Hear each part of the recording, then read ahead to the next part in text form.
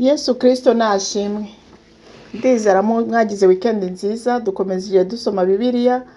Turi mu gitabo cya Yesaya. Reka uyu munsi dutangire dusoma ku bice 17.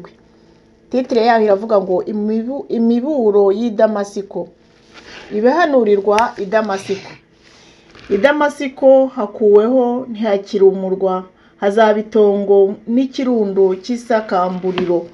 Imidugudu ya Aroweri ibaye imyirare, izaburgurirwa imikumbi n'inama zayo, kandi ntawe uzayikoma.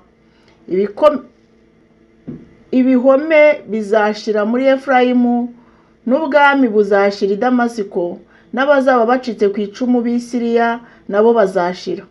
Bizaba nk'uko icyubahiro cy'Abisiraheli cyabaye, niko Uwiteka Nyiringabo avuze. Umunsi icyubahiro cya Yakobo kizagabanuka, n'umubyibuho we uzashirana nuke, kandi bizamera nk'umusaruzi utema amasaka yeze agasarura amahundo, ndetse bizamera nk'uhumba amasaka mu kibaya cy'Abarafa. Ariko hazasigaramo ibihumbwa nk'iby'umutini unyeganyejwe, imbuto 2 cyangwa 3 zo mu bushorishori zikaragarika, hakaragarika 4 cyangwa 5 zo mu mashami y'impande z'umutini wera cyane, niko Uwiteka Imana ya Isiraheli ivuze.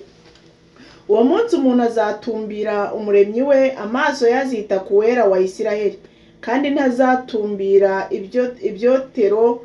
ibyotero byaremwe n'intoki ze, ntazita ku bukorikori bw'intoki ze cyangwa ashera n'ibishushanyo by'izuba. Uwo munsi imidugudu ye ikomeye izamera nk'ahantu ho mu bibira no mu mpinga z'imisozi, aho Abisiraheli bamenesheje abantu hazaba imyirare rwose.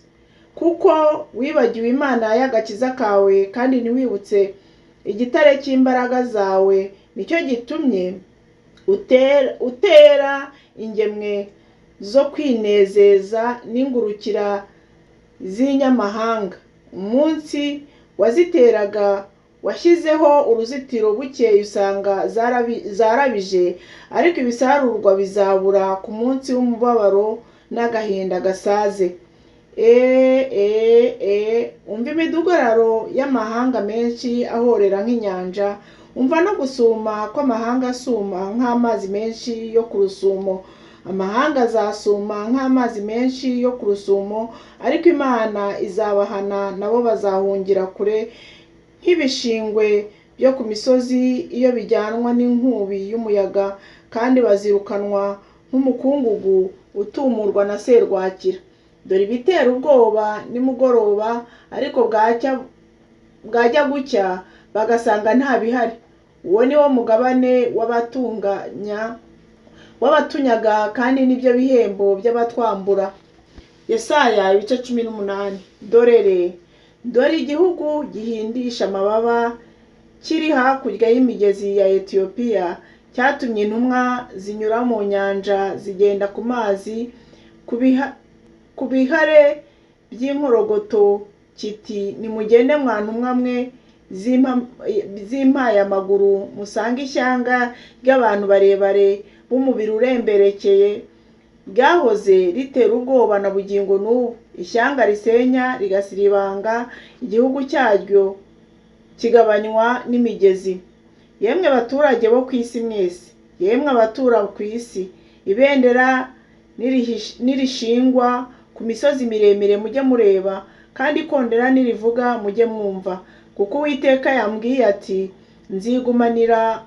nzigumira mu buturo bwanjye, nitegereze mere nk'izuba ritera ibishashi, nk'igicu cy'ikime cyo mu gihe cy'ubushyuhe bwo mu isarura. Nuko isarura ritaragera, ururabo ruhunguye, inzabibu ari intenge, amashami magufi azayatemesha imabuzo, n'amashami agabye azayatema ayakureho.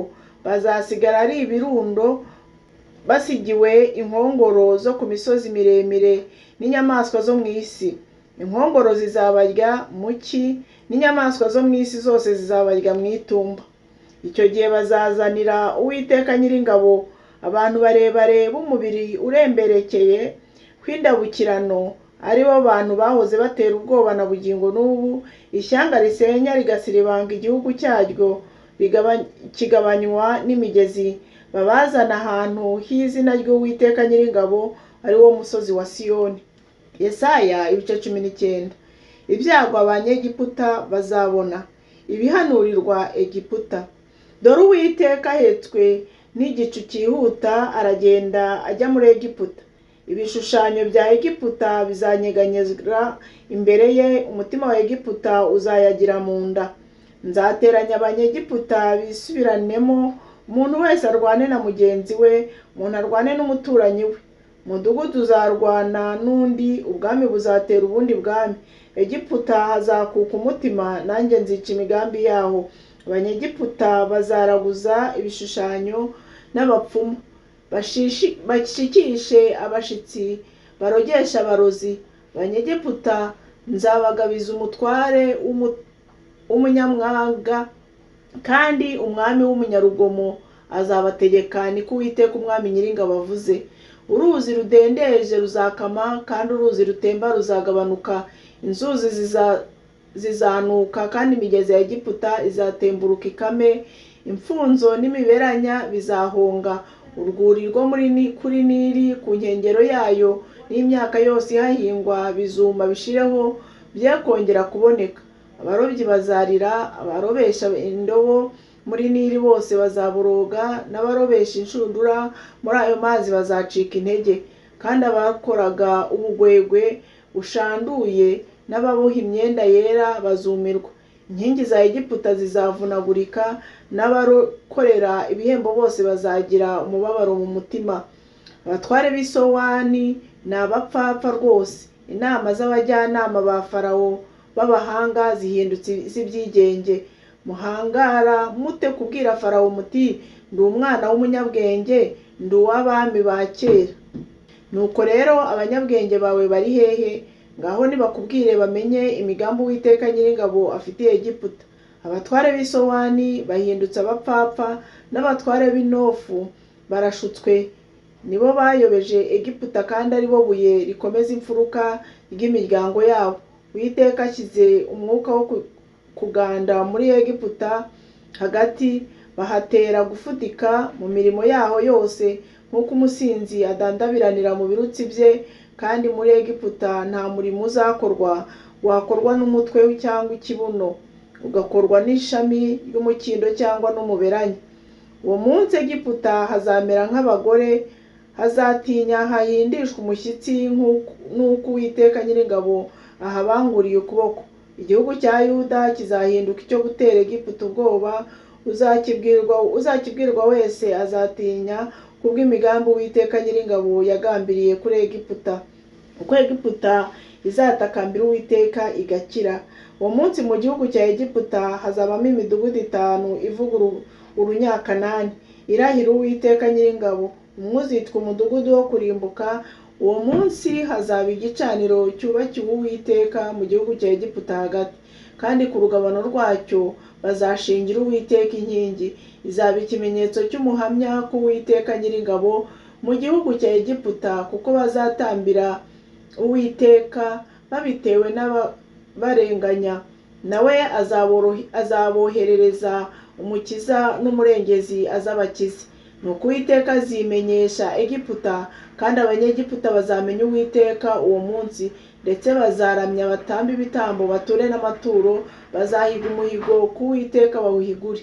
Uwiteka azatera Egiputa yice kandi akize, nabo bazagarukira Uwiteka. Azahendahendwa nabo, nawe azabakiza. Uwo munsi hazaba inzira ngari iva muri Egiputa ijya i Bwashuri.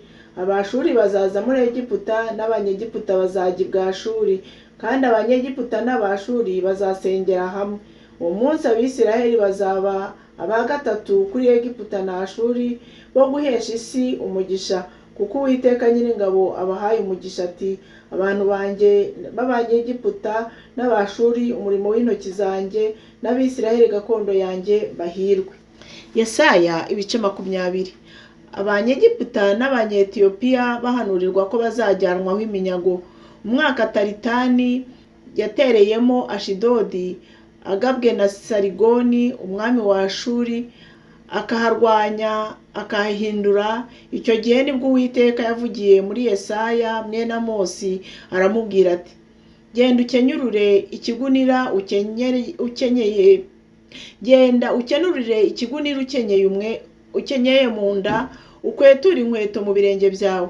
Abigenza atyo, agenda yambaye ubusa adakwesa inkweto. Maze Uwiteka aravuga ati, nk'uko umugaragu wanjye Yesaya amaze imyaka 3 yambaye ubusa adakwesa inkweto, akabera Egiputa na Etiyopiya ikimenyetso n'igitangaza, niko umwami wa Ashuri azajyana imbohe z'Abanyegiputa n'ibicibwa bya Etiyopiya, abato n'abakuru. Bazagenda bambaye ubusa badakwesa inkweto, n'amatako yabo ntacyo yambaye, kugira ngo bikoze Egiputa isoni. Kandi baziheba bakorwe n'isoni babiterwa na Etiyopiya biringiraga na Egiputa biratanaga. Uwo munsi abaturage bo muri iki gihugu gereranye n'inyanja bazavuga bati, dore ibyo twiringiraga uko bibaye, tukiringira ko bizadutabara tugakira umwami wa Ashuri, noneho tuzikiza dute? Yesaya ibice 21. Ibihano by'ibindi bihugu. Ibihanurirwa ubutayu bw'inyanja. Nk'uko serwakira yihuta inyura mu gihugu cy'ikusi, niko ibihanurwa biza biturutse mu butayu mu gihugu giteye ubwoba. Ibyerekanywe bikomeye biramishurirwa. Umuriganya arariganya n'umunyazi aranyaga. Yewe Ramu, tera, nawe Bumedi bagote. Gusuhuza umutima kwabo kose ndakurangije. Nicyo gituma ikinyungunyungu cyanjye cyuzuye uburibwe, ngafatwa n'umubabaro nk'umugore uri kunda. Ndababaye bituma ntumva, ndihebye bituma ntabasha kureba. Umutima wanjye urasamaguza, gukangarana kurantera ubwoba. Umugoroba nifuzaga wampindukiye guhinda umushyitsi. Batunganya ameza bagashyiraho abarinzi, bakarya bakanywa. Yemwe batware, nimuhaguruke musige ingabo amavuta, kuko Uwiteka ambwiye ati, genda ushyireho umurinzi aze kuvuga icyo yabonye. Nabonye umutwe w'ingabo cyangwa abagendera ku mafarashi bagenda ari babiri, cyangwa abagendera ku ndogobe cyangwa ku ngamiya. Azahuguka yumve neza cyane, nuko avuge nk'intare ati, nyagasani, mpora mpagaze ku munara w'abarinzi ku manywa, nkajya ndara ku ijoro ndi ku gihe cyanjye. None dore nguriya umutwe w'ingabo zigendera ku mafarashi babiri. Arongera aravuga ati, i Babuloni haraguye, n'ibishushanyo bibajwe by'ibigirwamana byose biravunaguritse bigeze ku butaka. Yewe waguhura kwanjye we, nawe masaka yo ku mbuga yanjye, ibyo numvise biturutse ku Uwiteka Nyiringabo Imana ya Isiraheli nibyo mbabwiye. Ibihanurirwa Iduma. Hariho umpamagara ari Seyiri ati, wa murinzi we, ijoro rigeze he? Wa murinzi we, ijoro rigeze he? Umurinzi aramusubiza ati, bugiye gucya kandi bwongere bwire. Nimushaka kubaza mubaze, nimuhindukire muze. Ibihanurirwa Arabiya. Yemwe mwanzererezi z'Abadedani mwe, mu ishyamba rya Arabiya niho muzarara. Uwishwe n'inyota bamuzaniye amazi. Abaturage bo mu gihugu cy'Itema basanganiza impunzi imitsima yabo, kuko bahungaga inkota zivuye ku nzubati n'imiheto ifoye n'amakuba y'intambara. Uwiteka arambwiye ati, umwaka utarashira, uhwanye n'imyaka y'abakorera ibihembo, icyubahiro cy'Ikedari kizashira. Abazasigara ku mubare w'abarashi b'intwari z'Abakedari bazaba imbarwa, kuko Uwiteka Imana ya Isiraheli ariyo ibivuze. Yesaya ibice 22.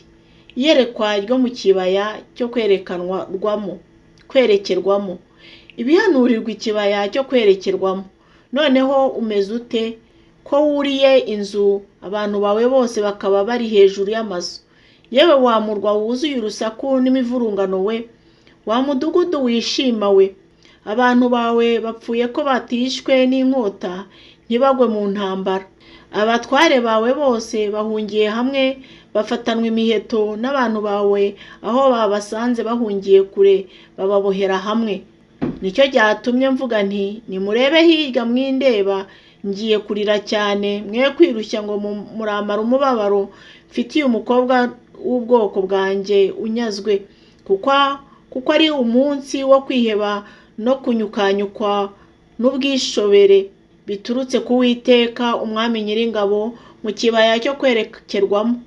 Hariho guhombagura inkike z'amabuye n'imiborogo igera ku misozi miremire. Abanyeramu bambaye ibirimba, bazanye n'ingabo ziri mu magare n'izigendera ku mafarashi, kandi ab'Ikiri basohoye ingabo. Nuko ibibaya byawe byiza cyane byuzuye amagare n'abagendera ku mafarashi bateze ingamba ku irembo. Atwikurura i Buyuda, nawo uwo munsi wikuburira ku ntwaro zo mu nzu y'ishyamba. Mubonye ibyuho byo mu murwa wa Dawidi ko ari byinshi. Mukoranyiriza hamwe amazi yo mu kidendezi cyo hepfo, mubara amazu yo muri Yerusalemu, amazu muyasenyera kugira ngo mukomeze inkike. Amazi yo mu kidendezi cya kera muyafukurira iriba hagati y'inkike zombi, ariko ntimwazirikana uwari warakoze ibyo, kandi ntimwita ku wabiremye kera cyane. Umunsi Uwiteka Nyiringabo yahamagariye abantu kurira no kuboroga no kogosha inkomborera no kwambara ibigunira. Aho kugenza batyo, habaho kunezerwa no kwishima no kubaga inka n'intama no kurya inyama no kunywa vino, bati reka twirire twinywere kuko ejo tuzapfa. Maze Uwiteka Nyiringabo yihishurira amatwi yanjye arambwira ati, ni ukuri uku gukiranirwa ntimuzakozwa ngo kubaveho. Ni ukuri uku gukiranirwa ntimuzakozwa ngo kubaveho kugeza aho muzapfira, niko Uwiteka Umwami Nyiringabo avuze. Uwiteka Umwami Nyiringabo aravuga ati, genda usange uwo munyabintu Shebuna ari we munyanzu, umubaze uti urakora iki hano, kandi uri kumwe nande utuma wicukurira imva hano, ko wicukurira imva ahantu ho hejuru ukibariza ubuturo mu rutare. Dore Uwiteka azakujugunyisha imbaraga nk'umunyamaboko, niko ko azakujigitira, akuzingazinge, akujugunye nk'umupira mu gihugu kigari. Aho niho uzagwa, kandi niho amagare yawe y'icyubahiro azaba, wa rukozasoni rw'inzu ya shobuja we. Nzakunyaga ubutware bwawe, kandi nzakumanura ngo ukure mu bukuru bwawe. Uwo munsi nzahamagara umugaragu wanjye Eliyakimu mwene Hilikiya, mwambike umwambaro wawe, mukenyeze umushumi wawe ngo akomere, mugabire ubutware bwawe, kandi azaba se w'abaturage b'i Yerusalemu n'ab'inzu ya Yuda. Urufunguzo rw'inzu ya Dawidi nzarushyira ku rutugu rwe, niwe uzakingura ntihagire ukinga, kandi niwe uzakinga ntihagire ukingura. Nzamushimangira nk'umusumari ahantu hakomeye, azabera inzu ya se intebe y'icyubahiro. Maze bazamujishaho icyubahiro cy'inzu ya se cyose, urubyaro rwe na bene wabo, ndetse n'ibintu bitoya byose, uhereye ku bikombe ukageza ku bicuma byose. Uwiteka Nyiringabo aravuga ati, ariko uwo munsi uwo musumari washimangiwe ahantu hakomeye uzakuka, kandi uzatemwa ugwe, umutwaro wari ujishweho uzacibwa, kuko Uwiteka abivuze. Mugire wikendi nziza. Tugeze ku bice 22, tuzakomeza dutangiriye ku bice 23 mu gitabo cya Yesaya. Imana ibahe umugisha, ndabakunda mu izina rya Yesu.